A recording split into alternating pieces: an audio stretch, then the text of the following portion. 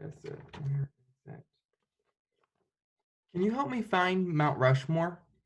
Is it? No, it's not in Russia. It's not in Africa. Oh, there it is. Oh, in this episode of Fantasy Vanpool, we're going to be going over fingerprints and how do they relate to things on a map. All right, stick around.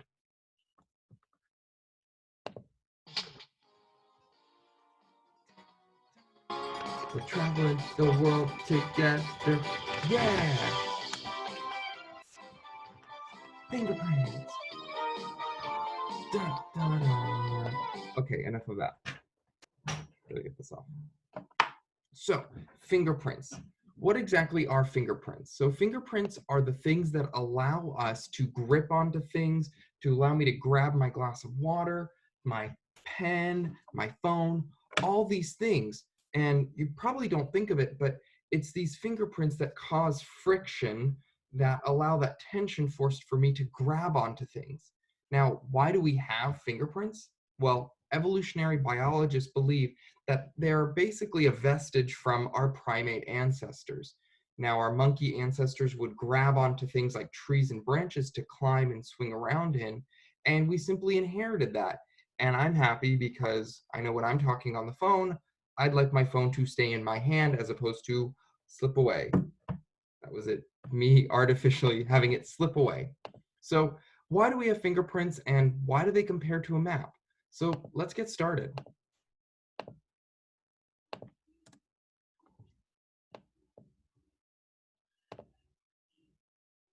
So, fingerprints. So, why do they appear on our fingers and our feet? I already went over that. Basically, we use them for gripping and for walking and for, grabbing, and we have to really thank our primate ancestors for that because that's where they're believed to have come from. Now, they develop after your 17th week of being in your mother's stomach or gestation when you're developing, and numerous factors affect them, like genetics, the diet, disease, or maybe even drug use of your mother.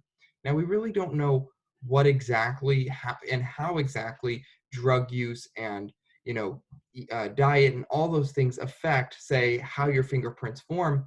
We just have theorized, and the reason we don't know too much is because every person's fingerprint is different on this world, even identical twins.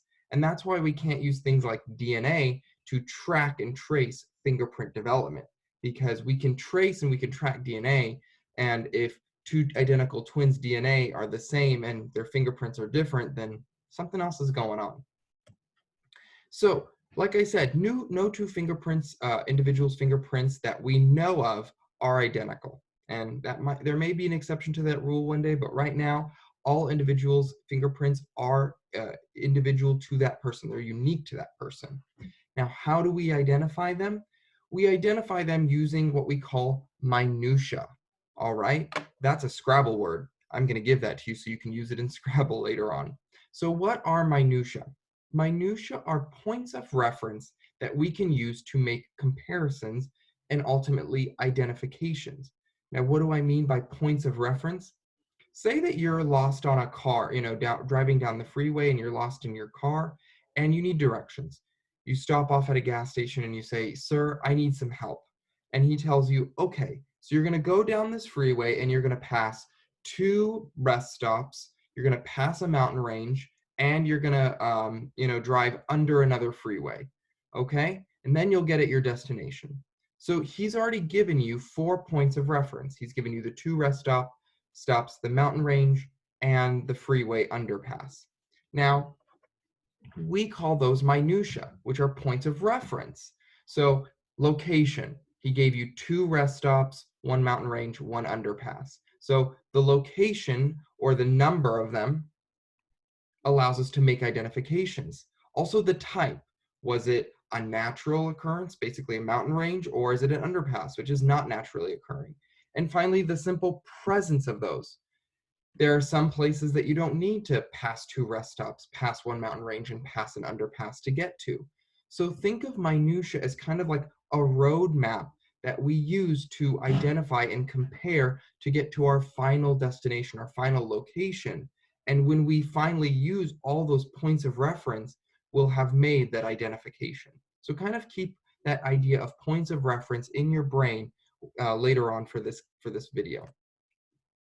So the big thing that we use, the big point of reference, are the three big classifications of fingerprints. We have loops, we have whorls, and we have arches. So a loop is where it enters and exits the finger from one side or the other.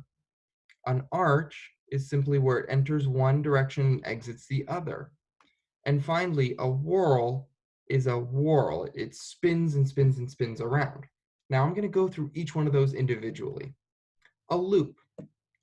So a loop, like I said, is where it enters and exits, entering this direction, and it's exiting the same side. All right, and we have two big types of loops. We have the ulnar loop and we have the radial loop. So let me look at my hand. An ulnar loop is where the loop enters and exits from the pinky side, okay? It is entering from the pinky side. It is entering from the pinky side. Here's my pinky.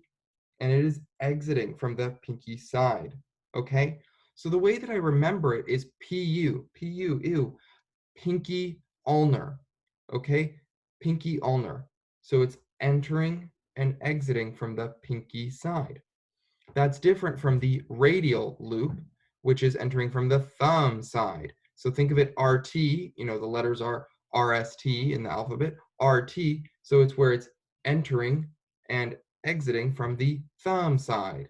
So entering from the thumb side, exiting from the thumb side, okay? So ulnar, pinky, or excuse me, ulnar, radial, ulnar, radial.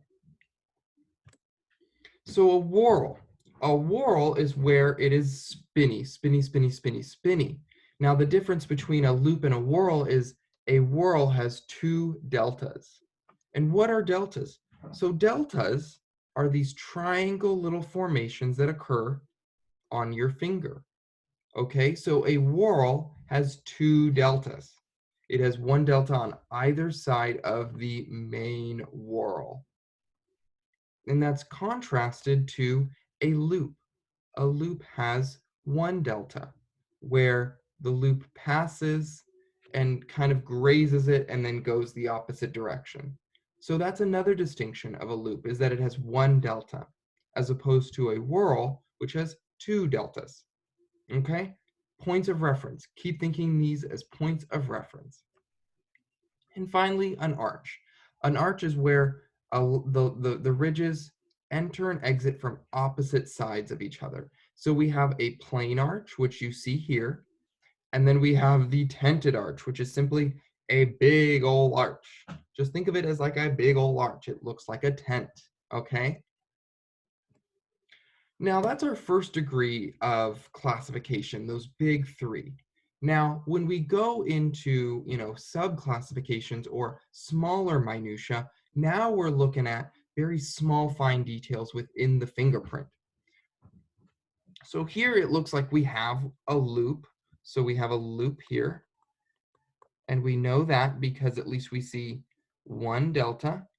And it looks like it's kind of in this formation. So we've already made that first classification. Now we have the minutia, the second degree of classification. So we have things like a ridge ending. All right, that's where basically a friction ridge or one of the ridges on your fingerprint just ends. Think of it like a road ending or a freeway ending. We have a bifurcation. It's like a fork in the road. So maybe where a freeway splits off into two freeways, or maybe it's where a road forks off into two roads. A dot. Think of it like an island, or maybe a rest stop, okay, or a gas station. Now we have an island. Think of that like a motel, okay? Maybe it's not a single gas station, but it's a long motel, like a Hilton or a Motel 6. So an island is just a little bit of a longer dot. We have a lake. I don't really need to make a geographic comparison to that. Think of a lake like a lake. It's where it's an enclosed, like an enclosure. It's an enclosed ridge right here. We have a hook or a spur. All right, think of that like a dead end, road or an alleyway. And then we have a bridge, So think of that like a bridge. It's bridging two different roads. And so we'll use these points of reference, see core or bifurcation right here. We'll use these points of reference as comparison between an unknown fingerprint that was found at a crime scene and a known fingerprint that was found from the suspect when he came in and he had to give his fingerprints. So these are points of reference that we use to compare different fingerprints. So ultimately, fingerprint analysis has three levels. The first level that you've already been introduced to is the big three: whorl, loop, and arch. Does that fingerprint have a loop, a whorl, or an arch? If I have, say, a suspect sample that is a whorl, and I have a crime scene sample that is an arch, I can immediately say, that doesn't belong to this suspect. However, if I have another crime scene sample that is a whorl as well, we've satisfied level 1 of analysis. Basically, both of them have the same whorl, overarching or over.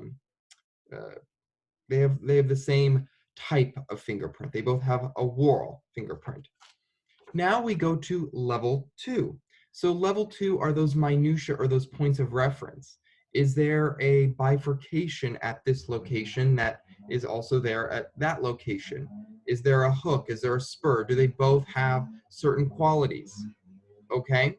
And finally, we have the last sort of final level of comparison between the two. And that could be things like scars. That could be things like cuts, or maybe they were born with very unique sorts of ridges that are not typically seen in many humans. So that's what we say with level 3 is we're looking at not only minutia, but very fine points of minutia, and do they correspond in the same location? So I want to illustrate this with a map, and I'm going to use the map of the United States. So if we're looking at the big three, a loop, a whorl, or an arch, all right, we're looking at big classifications of things. So if I looked at a map of the US and I said, please give me states that are square states, or this is a rectangle, but give me states that are relatively square or boxy. So already looking at this, I could see Wyoming, Colorado. You could make an argument Arizona, Oregon, North Dakota, South Dakota. That's about it. I mean, not Maryland. Maryland looks like a praying mantis. Like, all right. That's about it. Montana, maybe. So we already have here about 6 or 7 states that look boxy or square. Now I want to compare two different states. So now we've satisfied level 1 of comparison, and I want to go down to minutia. So looking here already, I could say, all right, I'm looking for rivers. So a river could be, we could say a river is the same as a ridge, all right, the friction ridge. So here we have a river here, we have a river here, a river here, we have some rivers going east-west, we have some rivers going east-west. That's awesome. So here again, we're satisfying maybe some level 2 requirements. They both have rivers in more of the northern part of their state. All right, so it's looking like they're passing level 2. Now let's look at level 3, which are very unique things. Very unique minutia. And here immediately we can tell the difference. Here's Freeway 80. It's in the more southern area of Wyoming, the bottom half of Wyoming, excuse me. And then here we have Freeway 70, which kind of goes in the middle to upper or northern area of Colorado. So using this point of reference of the freeway, we can make an exclusion that they are not the same state. If I were to give you a state and I told you, okay, so this state, it is square.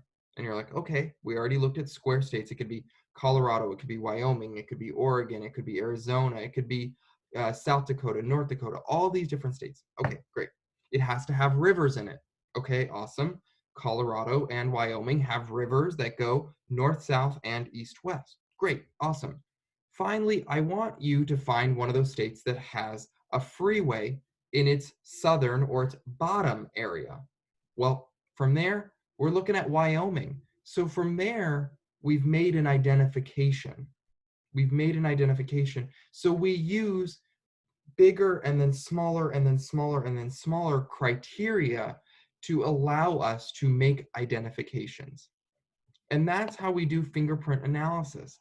We use the big overarching types, the loop, the whorl, and the arch, and then we use minutia like bifurcations, dots, islands, hooks, spurs, oh my gosh, ridge endings, islands, things like that to make those final identifications. All right, guys, I hope you had a fun time here. I'm burning up. It is hot in this, this shirt and this hat, but I'm gonna go out and I'm gonna go swim because this is a fun and flirty shirt. Okay, guys, have a great time. See you later.